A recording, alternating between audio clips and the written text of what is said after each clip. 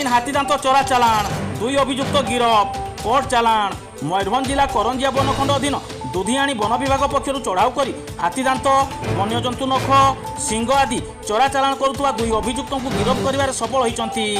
सूचना अनुसार वन्यप्राणी दांत नख और सिंह चोरा चालाण कर सूचना पाई डीएफओ सुब्रत पात्र निर्देश में सहकारी वन संरक्षक फाल्गुनी बेहरा नेतृत्व में दुधियाणी वनांचल कर्मचारी एक दल बेआईन हाथीदांत और अन्य जंगली जंतु चमड़ा नख और सिंह प्रभृति चोरा चालाण कारबार दुधियाणी वनांचल ताट निकटर 2 जन को धरबार सफल होती।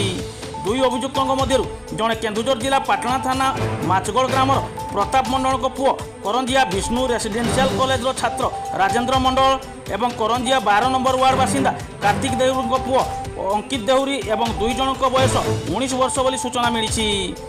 निकटर 40 ग्राम ओजनर हाथीदांत खंड गोटे 6 सेंटीमीटर जंगली जंतु चमड़ा हरिण सिंगर 2टी खंड और गोटे जंगली जंतु नख 2टी मोबाइल आदि जबत होती।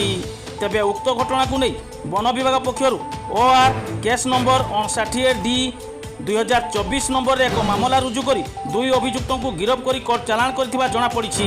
उक्त चढ़ाऊ टाटो सेक्शन टाइसीरा वन रखी मनोज कुमार महांतों अन्य कर्मचारी सामिल थिले।